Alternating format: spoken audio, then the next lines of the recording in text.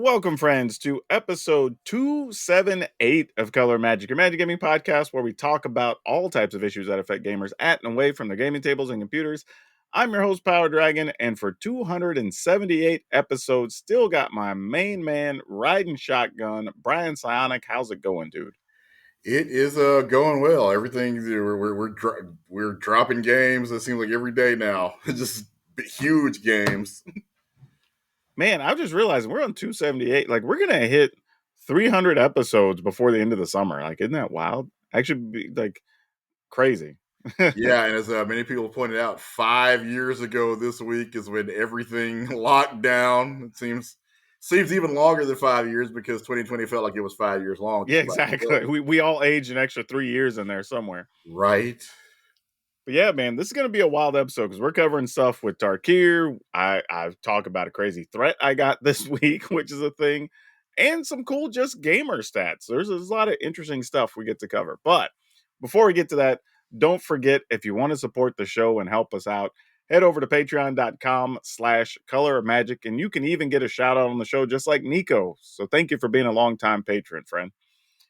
But all right, let's get into the lead story because, man, if you look around, there's almost nothing else being talked about Magic this week other than Tarkir Dragonstorm. And is everybody, dude, even the ancillary sites that are just like top line touching Magic, like they're talking about it. Like the Magic Reddit threads are just previews and spoilers. Like everybody's all in on this thing, man. Like, and credit to the Magic community because if you're gonna sit here and talk about, oh, we want more actual Magic sets and whatever, like this is how you should respond, right? Like you can't be like, we want more just regular core Magic sets and then not support it and then expect you're gonna get the same response from the company. Like this, impressive.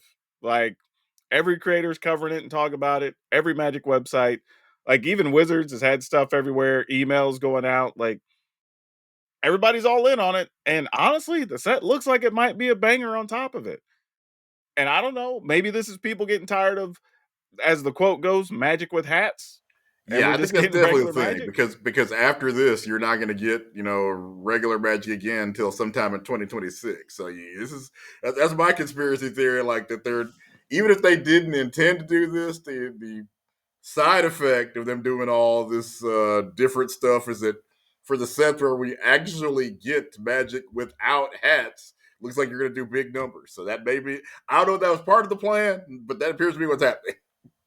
Yeah, I was thinking about this before too. It feels like the, I don't know if I want to call them experiments, but the extra weird plain stuff, like probably should have been spread out to like no more than 2 per year, realistically. And then, you see them around the other things. Maybe even one if you're going to do Universes Beyond is three of the set. Sure. Because Yeah. obviously that doesn't fall into the normal Magic category. So probably just one. I will say And this too, though. I also thought about that. Like, I think that it's a little, because before we've only had like one big Universes Beyond thing and then maybe a small thing every year. The fact that we got 2 big ones this year makes me feel like things, as you started ramping up with Final Fantasy, started to come together.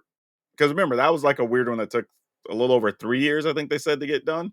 And I'm wondering if it's just like, all right, we already have so much invested in this, we're just shoving it out there anyway. Other stuff just got to move around, right? You know what I mean? Because we know they're spending a lot of time and money on it. But, for Tarkir, I think that's exactly it, right? We're not going to get another regular, and I use that in quotes, Magic set until 2026. Maybe everybody's just going to be all in and enjoy this one because it's good stuff for just standard. It's good stuff for old formats. There's definitely a lot of stuff that people are going to love for Commander. And of course, it's dragons, right? Like yeah, and people Bolus like is back. dragons. I mean, that's, that's the huge, I guess, storyline headline is, Nicol Bolus is back. He doesn't remember Oh, I who he didn't even see is. Bolus. I saw Ugin already. Yeah, So yeah. Bolus is back. He's got that convenient amnesia, where he doesn't remember exactly who he is, but you just know there's going to be that moment of like, Of course. he's going to see somebody like, oh, you Which, MFer, like, Bolus to me, if he's back, it's for me, that's like, you're old enough to remember this. When Buffy, they had the spinoff where it was Angel, right? Yeah, And what's his name? The blonde hair vampire, like Spike. Spike. Yeah. he should have been dead a bunch of times over, but he was just so popular. Like, well, we Right? can't kill Spike. We got to have him fall in love and blah blah and all this. Yeah. But then when he showed up on Angel, I was like, bro, y'all, come on. I get that he's popular, but like, there's a point where it's just his time to go. Like, what are we doing? No, he's. I don't think you could have done that show or done it as well without Spike because, again, as long as the three of them are alive, there's that huge sexual tension between you got it because the show is kind of like a soap opera with vampires. To some extent, most modern vampire shows are. So yeah, you got to keep the triangle active. You But know, once you were on Angel, Buffy wasn't even really involved hardly. That's why I'm like, just leave him over there, man. But the Nicol Bolas is my Spike, is what I'm saying. uh, Like, we could have just left him alone. Like, and I get it. Like, it's hard to build a good villain, you know.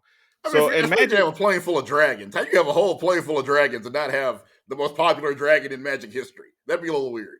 I get it, but we got to make new ones. But we don't because it's hard. Well, It's hard to make new villains, right? especially when you're going to spend half of the year working on Marvel's IP, not your own. So And, yeah, they have and I'll time to do also it. say, like, it's one of those things we just see in a lot of different things where you build up a villain because Magic only really has like Nicol Bolas, the Eldrazi, right? And we have the Phyrexians. Those are kind of like the three big villains that most Magic players would immediately identify. So we can't ever completely kill them off. We can do some things that slow them down or put them away for a while, but like you kind of know everything's set up in just a way that they could be back because we didn't really obliterate them or disintegrate them or whatever in any way. And it is what it is. Or because again, he's still popular, as the same thing they did with Spike, you could go full Vegeta and turn him into a good guy slowly. Maybe him having his memory wiped is an excuse, like, hey, wait, I was kind of an a-hole. I'm sorry about that. Maybe he can go Vegeta and end I'll up being a. accept that if we can turn Jason to the big bad. Like, let's They do it. have teased that, so maybe That's what I'm they'll. saying. Let's do it. I'm all in. But yeah, I think this set's gonna be huge. I think it just sets up for part of a very big year for Wizards of the Coast. I mean, I think Tarkir already looks like it's gonna sell great.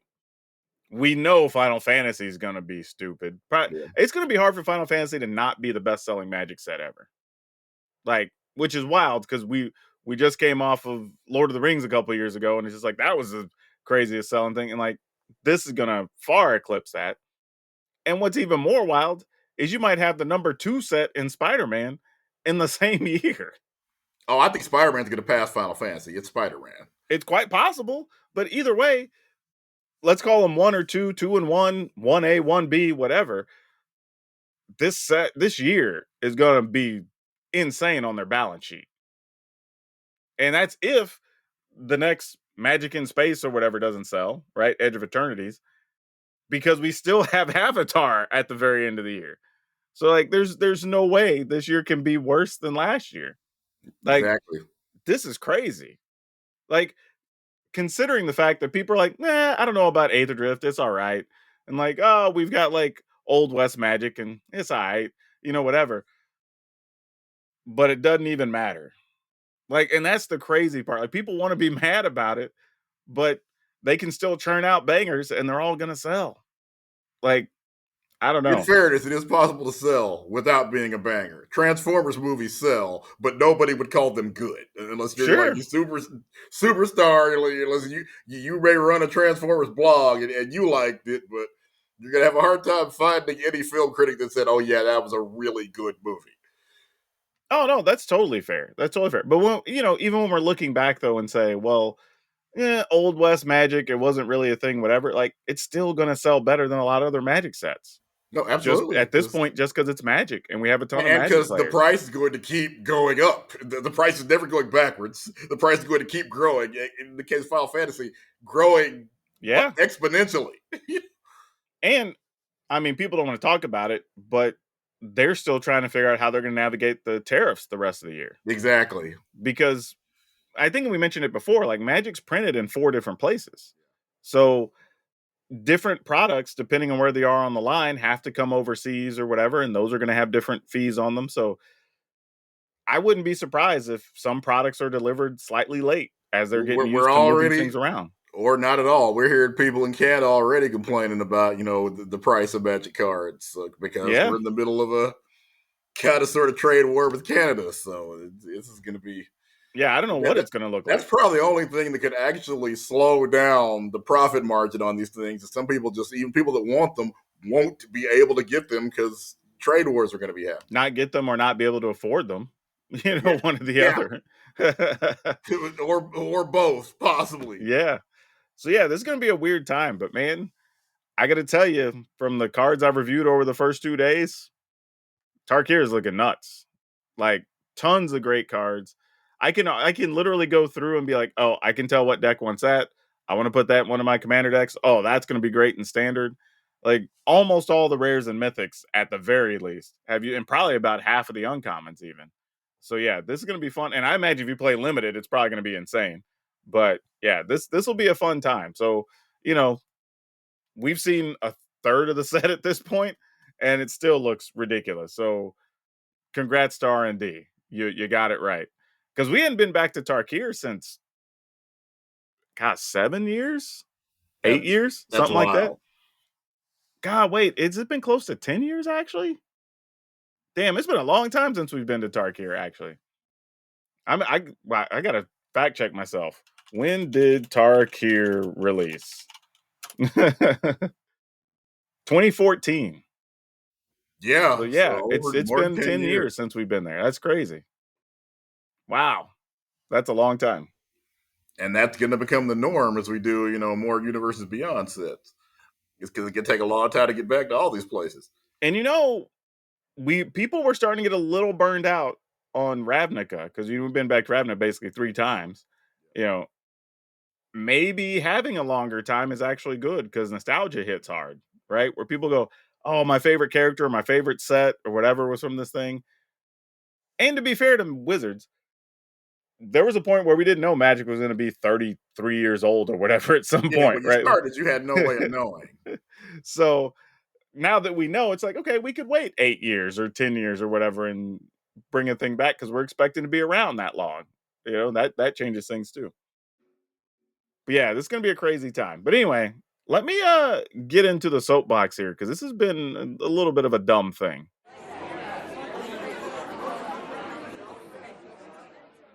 So I don't know if this is politically motivated. Maybe it's the climate of things, where if you're a little melanated, you get a little extra heat right now. Not a surprise. I mean, you may not like politics, but hell, we have a president that I just saw took down the website talking about the different military histories of people that are black or female or whatever, right? Which is terrible.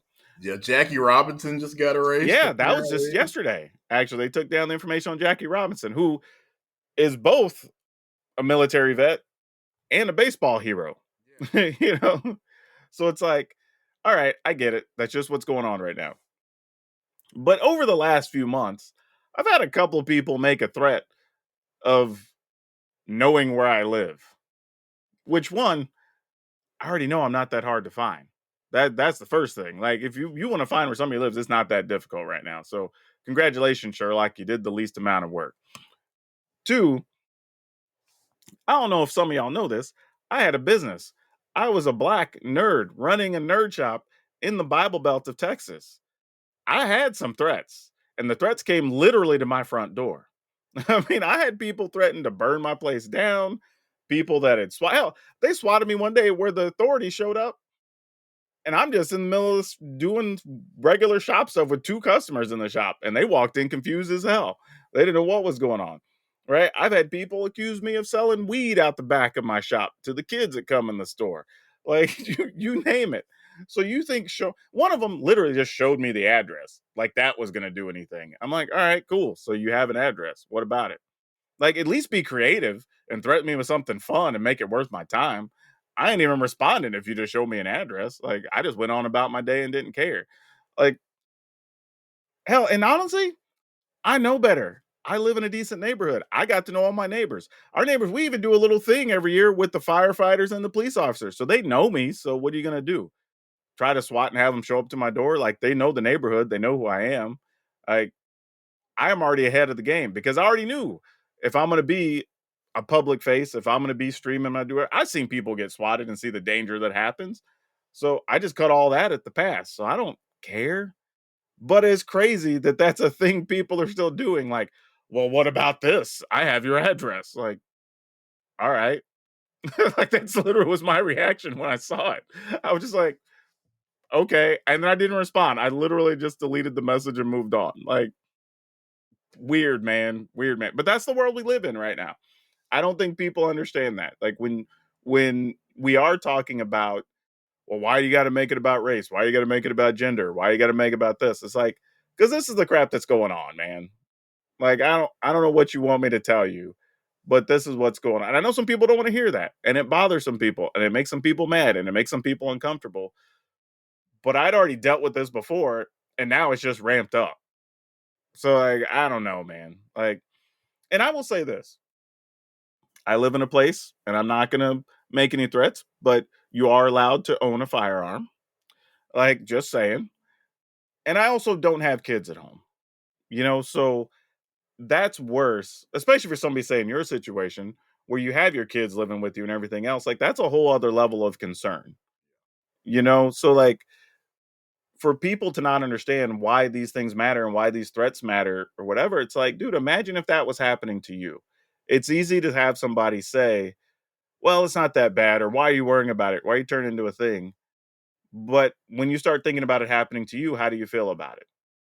The only reason this doesn't bother me, most likely, is because I've had it happen to me face to face for various parts of a 16-year window, right? So if that hadn't happened to me and I hadn't run a physical business where those threats had happened or whatever, it probably would bother me right now. But I know how to deal with it. I've already taken precautions ahead of it or whatever, so it doesn't have any weight to me. Like, at some point after the 6 or 7 thing happened, you're kind of just desensitized. You're just like, all right, I just live in a spot where there's going to be idiots and things are going to happen. And that's sort of where I feel now. Like, I accept there's just going to be idiots and things are going to happen. But you shouldn't have to be like that, right? You shouldn't have to be looking over your shoulder. You shouldn't have to be worried about stuff. But I'm mostly mentioning it to tell people, like, man, this stuff still happens. And I imagine for you, Brian, it's probably worse when you're writing for the paper and everything you say, people are trying to make it a political thing if they do or don't like what you're saying. I've always, I wish I had the power. Some people seem to think I have to sway. I, when's the last time you read a column or watched anything on TV to change the way you voted? I think at this point, everybody kind of knows how they're going to vote before they've read the paper, before they've watched a TV show. That's just, I had to ever had anybody tell me, "Hey, yeah, I was going to vote for so and so." Then I read your column, and we're past that era. There probably was a point in American history where people we weren't so divided that you could influence people. I don't think we're there anymore. We're pretty much we are in our own. I'm going to say that people don't change their minds about things. Obviously, you see that. You see people switch political parties from time to time. For the Go most talk to part, Tesla. But man, it's funny you say that because I honestly believe one of the biggest rackets in the world are all these printing companies that print all the damn signs that they put up during the election. Because you'll go buy spots and there's 50 signs at the street corner or whatever, and yeah. don't nobody care about a damn one of them signs. Oh, But absolutely. somebody made $1,000 to print a bunch of those damn things. I had there was one election where one of the opposing candidate's supporters ran around stealing the other candidate's signs. That's wild. And we were trying to figure out how we do a story because of course we had no evidence. We just had somebody call like, hey, so and so signs are vanishing, and there was a suspect, but we didn't have cameras back then. None of us Yeah. had any proof, so we called the leading suspect, and damn it if he didn't admit to it. Just straight up like, hell yeah, I took all them signs. I was so flabbergasted because I never in a million years thought he'd admit it. My whole line of questioning was, you have been accused of such and such. He blew me out of the water when he confessed. And he Gotta love just it, man. talking about Gotta we love it. had nothing. Like, yeah, I did it, and his reason was ridiculous. But yeah, and the whole That's time crazy. when you're sitting there typing, you just I can't believe he's confessing. This That's can't be awesome. happening, but That's it was awesome. happening. Yeah, I don't know, man. All of this is just to tell people, like, with all the tension of everything going on, know that these types of things are happening, Yeah, you know. And to be honest, some of these just out of the blue. Like somebody comes across your YouTube video, says something crazy, and then sends you a threat. And it's just yeah, like, bruh, I just made a video playing a deck. Like, what do I like, you make a joke about a TV show or something, and they're like, what? And that's usually a sign that the person was just looking for a reason to have an excuse to make an attack against you, right? It's yeah, nothing you actually said. It's like I brought up before, right? Somebody want to talk about being too urban when I'm talking about Martha Stewart and Snoop Dogg's TV show, right? Like, because I'm mentioning Snoop Dogg. Like, you're just looking for a reason to take a shot at somebody, right? So yeah, this is a thing that's going on. It's out there. Whatever. Like, people are still using old school tactics thinking they're doing something. But all right, let's get into what did we learn this week, because there's at least a couple of pretty interesting things here, and I think they both might surprise people. So what you got, Brian? yeah. For everyone's not familiar with Smite, or well, now Smite 2, it's essentially a MOBA like League of Legends, but the characters are all deities of some sort. And this week they've announced the first deity from the Korean pantheon. I was being declared like seriously, wait, they haven't done that art, but no, that this is the first time they've done that. So it's congratulations. I'm starting to say congratulations as if I Yeah, am on like they acknowledged your religion. Yeah, yeah, like on a first name basis with Princess Bari is the new character, and hearing good things about her so far. People seem to so far love the design and kind of the way the character works, and of course that they went into the Korean pantheon. It's they have to kind of I guess toe a line, and they haven't always necessarily towed it because obviously, for example, you don't have any of the Christian deities or characters in there because that would just open a whole obviously can of worms that they don't want. Usually they focus on stuff like the Greek gods that for the most part are not still worshipped by anyone. There's several, and plus, there's a long tradition of the Greek gods being depicted as goofy, soap yeah, opera ish, that kind of thing. But so far so yeah. I good. think they got in trouble a while back too for the Oh depiction of yeah, one of the Hindu gods. I think somewhere along the way, yep, like, it's an interesting thing, right? Because the concept is kind of cool of, like, definitely if you could just take these different historical, or at least religious mythological, if you figures and will. whatever, and turn them into a battle scenario. Yeah, But you're right, there are some religions where you're like, man, you gotta, if you don't get it right and the backstory and the depiction of them isn't good, like, ooh, you're gonna bring a lot of hate down. Like, you're yeah. literally gonna call the thunder on yourself. Because I mean, there's a Yeah, huge difference between depicting, Zeus or Thor, who, as far as I know, is not still worshipped by anybody. yeah. I'll probably find out later in the comments. No, I still worship Thor. Could be a Somebody thing. probably does, but Yeah, not a but it's big enough number that you have to worry about it hitting your bottom line. a whole different scenario depicting somebody that is still actively being worshipped by somebody. So yeah, as I said, it's something they have to deal with and try to figure out how to be culturally sensitive. And also, there's hopefully some good news for Smite because, as we discussed on here a couple of weeks ago, they laid off a whole bunch of people. The Smite is the future of high res studios because that's all they have.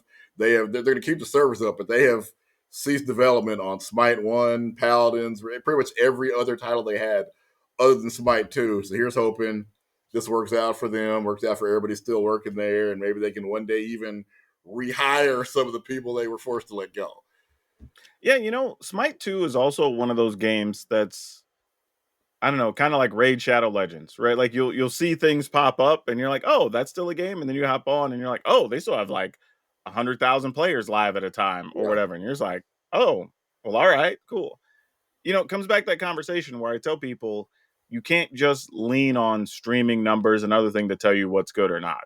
Because again, we talked before where you see Smite 2, Raid Shadow Legends, whatever, spending all this money on promo stuff and sponsoring all these different videos and wherever. It's like, well, they have to be making money or they couldn't be paying all these people to promote their game. But you almost never see more than like, you know, 1,000 people, 2,000 people watching streams of it. So it's like, is there an audience? But hell, they're turning money.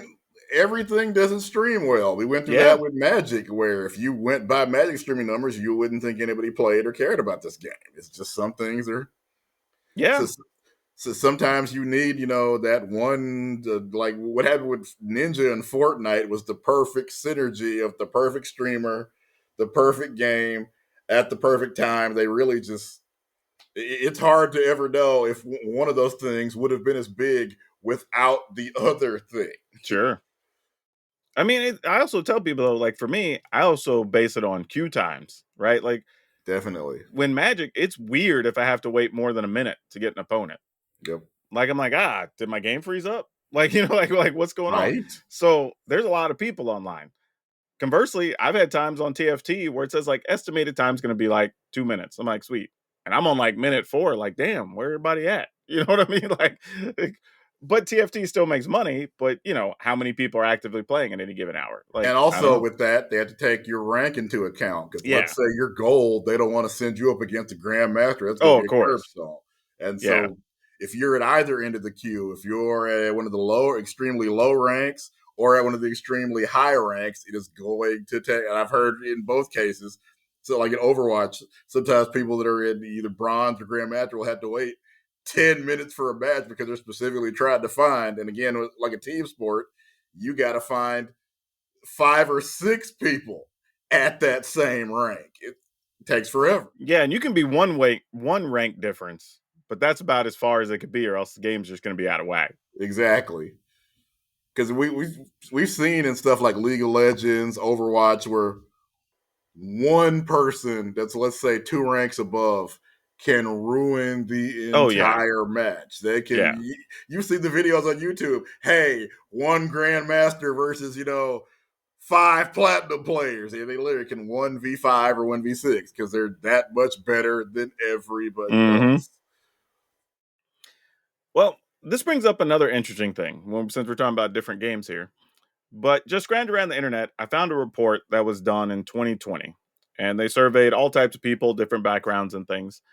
And their final results showed that 85% of men and 81% of women play games of some variety. Now, this includes board games, mobile games, whatever, video games.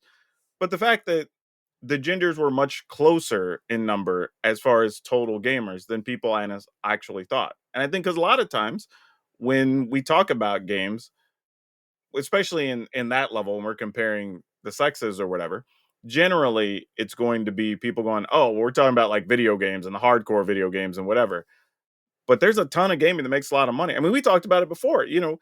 Candy Crush is out there making $5 billion, Right? more than a lot of AAA titles are making. That don't even make hell. There's been some AAA titles that didn't last 3 months recently. Yeah. What machine doesn't come with solitaire on it? That counts, people. Yep. that's Yep. what a lot of us don't understand. We think whatever kind of games we like to play are the only quote unquote real games. No, obviously now we all got a phone. Everybody's phone probably comes with at least 1 or 2 games installed on it. Yeah, and my gaming's been very diverse lately, right? Because I played Balatro, because that thing Yep, took over my nightlife before I go to bed. That game's ridiculous. Played some Team Fight Tactics, and I'm playing some Magic Arena, right? Those are 3 very different styles of games. definitely. And those are just my video games. And that's not counting all the board games I play and Right, whatever else, right? So I totally get it when there's a variety of games appeal. Hell, Monopoly Go is on their working on their 4th billion, right? right. Like, which is still crazy to me I said, that that's a thing. did they say whether the survey counts like D and those kind of role playing games? Yeah, tabletop games, I believe, were Okay, included in that as well. So no surprise. Like, so yeah, you include D, that number gets even higher. mm-hmm. So and I think because all the way back to I guess this would have been 2017 when I did a presentation at Gamma when I was still working with Wizards, and I was explaining to some of the retailers about the potential earnings they could make by just addressing more women, right? Because even for Wizards, they were showing a huge number of their players were women. They just weren't coming to tournaments and things, but they're still playing in their kitchen tables. They're still playing Commander. They're still doing all this other stuff. Not to say there can't be competitive women playing, because we've seen that. There definitely are. But if you make your environment more welcoming and you have the proper items in your restrooms, hell, you keep your restrooms clean, whatever. What a novel concept. Exactly. Like, you can attract more of these customers that can allow you to make more money. And I think this backs that up, that there are still more women, more non males, I should even say, just gaming than people want to give credit to. Now, there was another interesting fact in this, though, that kind of surprised me. But of the people surveyed that identified as gamers, 21% watched anime. That number was way lower than I thought it was going to be, dude. I seriously thought, if you'd have just asked me randomly, I would have said it's probably close to double that, somewhere between 35 and 40%. So 21, I don't know, is that a weird number to you that it's only 21%? I bet if you break it down by genre, you'll get different numbers. Like for example, I play primarily sports games, so our number for people that play sports games and watch anime probably is even lower than that. could Probably. could go down to 10 or 15% because we skew older. Not to say that there aren't older people that are into anime, but like I am, but we are in the minority. Sure. Now, That's if you fair. now if you went to say the fighting game community, that number might be 60%. That's funny. It might balance out that way, honestly. Yeah. That's kind Because of crazy. I think about most of the people I know that play fighting games hardcore, it's easily 50 to 60% of them are into anime. In many cases, that's the thing that got them into fighting games because Dragon Ball Z drops some kind of fighting game on like about 2-3 year basis. That's And true. they're usually pretty good. Naruto usually drops some kind of fighting game every couple of years. Yeah, I can see that, especially when they're attached directly to the type of games you like to play. Yep. Because that probably generates anime viewers just to find Right. out more about the background of whatever it is they're playing. So yeah, I could see that being a real thing. But yeah, I And could. then if you want to go even deeper, there's a genre of anime that is based on sports, like Captain Tsubasa, and I think Baki the Grappler is basically like wrestling based anime. Mm, So that would probably come up with an even different number. So it's just there's all kinds of games and all kinds of shows that appeal to whatever your niche is. There is a game and a TV show for you. It's based on that thing. It's incredible. yeah, I would say the takeaway from this for a lot of people should be like, one, don't be quick to assume what qualifies as gaming, Absolutely. right? Because I think there's a lot of ways you could game that you may not even consider. And then two, don't just assume that people do or don't like games because of their gender. I think there's a lot of times, you've probably met several as well, that when dudes start dating, they try to keep their gaming on the download. Like, I don't want to think I'm a nerd or I'm a gamer or whatever. Like, which you're gonna find out anyway, dog. Might as well get it out up front. But like, they might be a gamer too. Yeah. I mean, hell, when I got with my woman, we ended up with like 2 sets of Harry Potter books. She was already talking about like D&D stuff, and just like, all right, hell, just today we were talking, just actually earlier today, we were talking about because we're playing Baldur's Gate 3 with different groups, and we were Yep. talking about how our experiences have been different. So you just never know, man. You never know. I was actually kind of on a journalistic assignment, and while I was waiting for them to get finished with their meeting and come talk to me, had my phone out, looking at back then it was I think an eBay auction, and somebody happened to ask like, oh, they saw my phone like, okay, what are you bidding on over there? And I was, this is a group of professionals. I was almost embarrassed to tell them, and I just felt like, okay, it's a wrestling card. And one of the people that worked in the office like, you like wrestling? Like, I do too. And then we ended up having a whole conversation that we would have never had they not seen me checking to see if I won an Eddie Guerrero card. You just never know, man. You never know. Like, that's the takeaway of, don't assume. Like, you don't know as much as you think you know about everybody walking around. right. Like, the gaming industry, it seems like every element of it has at least made more and more money every year. That can't exist if you don't have a ton of players. Exactly. But all right, let's get into some topics here. All right, so to go along with the craziness of Tarkir, there is a secret layer coming on April Because 11th, of course there is.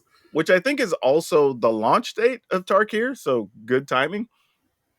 And it's also right before you absolutely have to file your taxes in the US. So Yeah, true. Yeah, you'd be right so, before tax day. so you might get some refund money coming in to spend on your secret layer. That's true. Good timing. But they're doing the five, I guess they're the original, like, whatever we call them, the dragon lords, elder dragons of Tarkir, as cutesy little dragons. And man, this thing's gonna sell. Yeah. Like, I literally looked at it and went, one, it's dragons. Two, you got the nostalgia hit. They've made them look cute, so you know how that Right. always goes over with like chibi versions of things or whatever. I'm just like, yeah, you might even get me, honestly, depending on the right time if I see it when it goes up. Well, I was Like, just picturing them going, "What the five dragons say to the face?" yeah, exactly. Like, this is cool. If y'all hadn't seen it, you should look it up. It's really cool. I expect they're gonna sell quite a lot of these, honestly. That is just in a laboratory designed to print money right there. Yep, Raise for whoever came up with that at Wizard. exactly. It's checking all the boxes. People are gonna want them for their commander decks. Like, it's a can't go wrong item. Like, that's why I'm putting it on people's radars. You Like, know, this is probably gonna. I don't know if it's gonna sell out, but it will sell very well. But we do have a more serious story to talk about here, and Marvel Snap generally, I would say, has been pretty good as far as being the good guys among yeah, gaming. They haven't had too many things pop up. You know, some people haven't liked some of their monetization or whatever, but hadn't been that's a lot to really gaming. talk You about with know, them. But this story turns out they might have stolen some artwork from some fans. And it started with an M'Baku art, which those you know who M'Baku is, if you saw Black Panther. Black Panther, he was from one of the other neighboring tribes, and you know that whole thing. But they made a version of the card, and it's a series of cards. It's something they do in the game. You'll get sometimes like a 8-bit kind of stylized Yeah, version of your characters because each card you can get like 5 or 6 different versions with different things yeah. added to it or whatever. But this particular one, when you look at that artwork, it's very clearly based on this person's fan art. Like, it would be very hard to get like that same look, design, color scheme, even in the 8-bit version without it being based on that. Like, you can see the two things side by side and you're kind of like, yeah, yeah. Like, because sometimes it's like, oh, this looks kind of like my artwork. But literally, you look at it and you're like, it's hard to say it's not. You know what I mean? It's pretty tough. And again, never good to steal artwork, but especially in the case of Marvel Snap, where half of the game is literally unlocking different versions of the cards and different artwork. The get As somebody once described Marvel Snap, it's basically a game about unlocking a card, then unlocking multiple prettier versions of the same card. That really is how the game works, essentially. Yeah, in a So lot of it's ways. so it's as I said, the stealing people's art is always bad. Here, it's really embarrassing because that's almost kind of how the game works: is unlocking more artwork. Now, I will say the person who posted it, whose artwork it is, his name is Jason Kiantaro. And he also mentions later that he has apparently been reaching out to Marvel Snap to be able to do artwork for them for over a year. So it's doubly bad that this is a person who's been wanting to do artwork for them. And then he wakes up one day and finds out, like, oh, and y'all just use my artwork to make a thing, even though you won't hire me to do a thing. If that ain't a Doctor Doom move, like Doom, I would like to serve you. You already have. Yeah, I mean, exactly. that's really what this feels Like like, that's being in their shoes. That's gotta hurt extra. You know what I right? mean? Like, man, you've been reaching out trying to get a gig, and they won't hire you, but then they're using your artwork. Like, and here's the crazy part: it probably means, and this is just assumption. This portion, after reaching out, somebody probably went through their website or portfolio or whatever. And then now, when somebody was doing this extra portion, probably had this piece of artwork in a file or something Yeah. referenced or whatever, probably didn't even realize whose it was at that point. So it only gets worse now because this story came out, and now there's an assumption that they potentially have done this with two other cards. So now people are starting to look and say, well, how many times has this happened? Like, is it a bunch of people? Is it just these three people? I don't know. But this is the crazy part for me on the business side, right? Because at most, you would probably have paid this artist a couple $1,000s to do a piece for you. If you go to handle this legally and have to settle, it's possible they could get 15, 20K, maybe more if you get the right lawyers and judges involved. Like, And if we're honest, that probably is what they should be getting anyway, since this is literally a game about selling people's artwork. oh, sure, sure. But a lot of artists, especially for one-off projects, just don't make that much. You know, I'm with you. They could very well be making more and nobody would be upset about it. Because, and in fairness, what other game has worked like this, where literally the mechanics of the game are, when you unlock a new card, it's like you said, different version of M'Baku or Black Panther, whoever.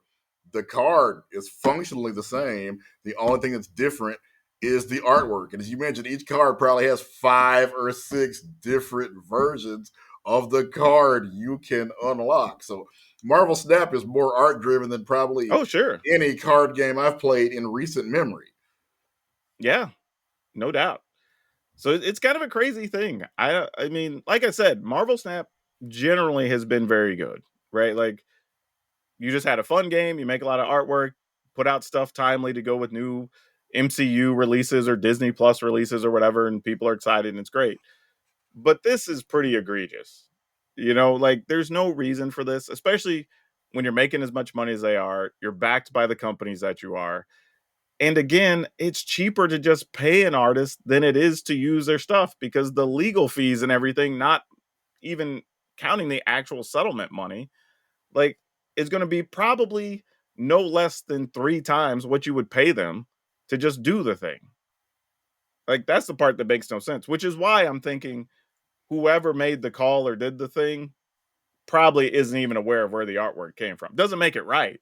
Don't get me wrong. But anybody who, well, I say that, but hell, this goes back to the Upper Deck thing from years ago where they counterfeited cards they had the right to print. So Yeah. anything can happen, I guess. Like, since that story, anything's possible, I suppose.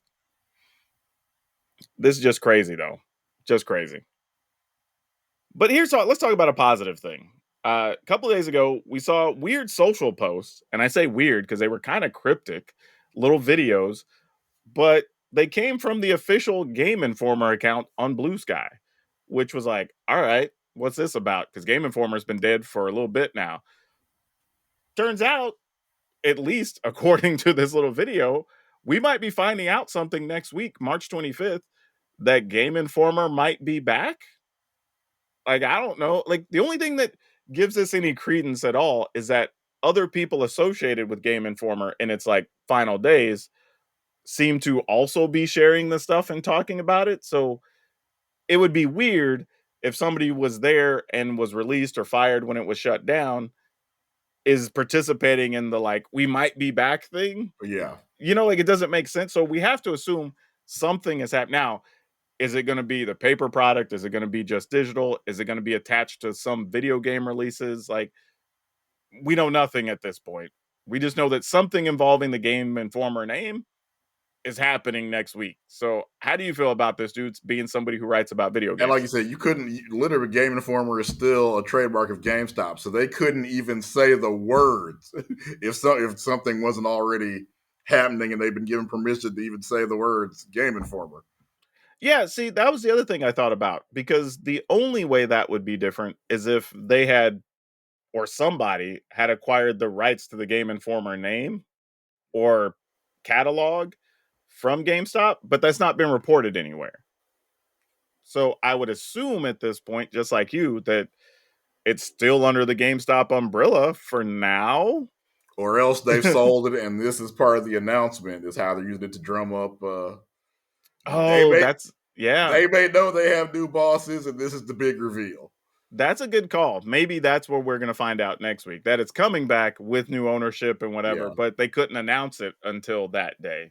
Because sometimes that happens. You sign yeah. business stuff, but like everybody's got to get their PR on the same page, and everybody wants to make the same announcements, and so maybe that's it. Maybe we find Yeah, out they are under new because we management. know GameStop is taking on water, so it'd be if somebody made them an offer, they'd be crazy not to have at least thought about it.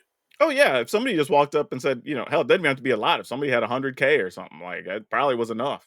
You know what I mean? I mean, these days, I mean, Yeah. GameStop's trying all kinds of stuff to stay afloat. So I mean, 100K might have been worth Yeah, it. every time I walk in the store, it looks different. They've changed something else. They've taken a huge shelf down, put something in its place, and then, yeah, it's Well, dude, they've got graded cards now and a whole service they're right. doing with PSA, and that's a whole thing.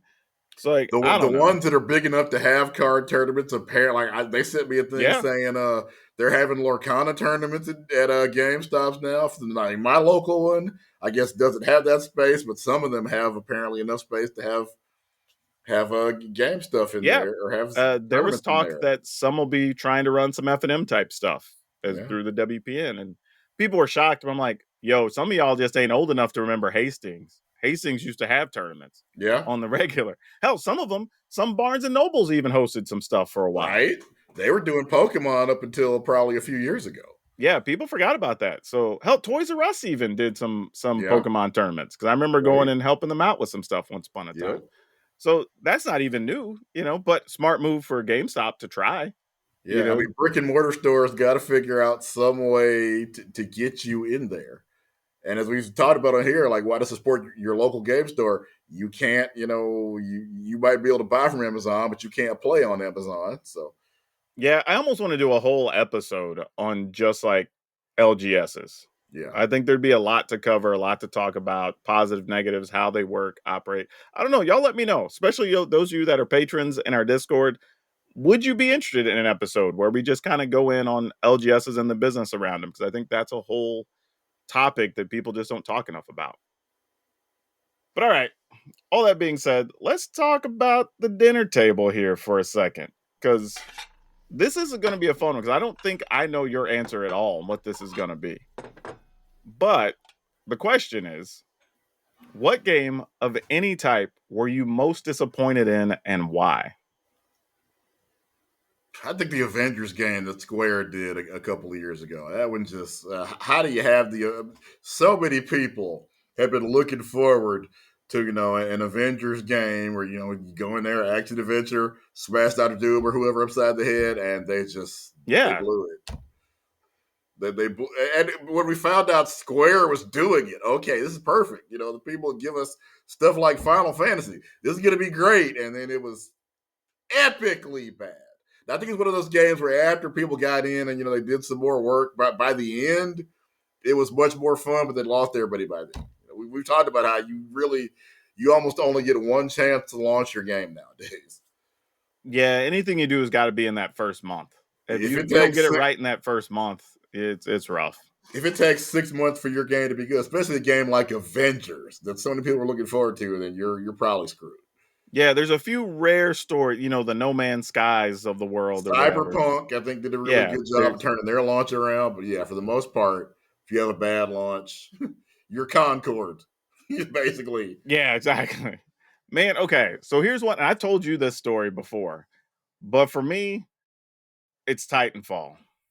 Yeah, And that's a hard one because I know people love that game, but I didn't play it initially when it came out. I was going to play it a few months later.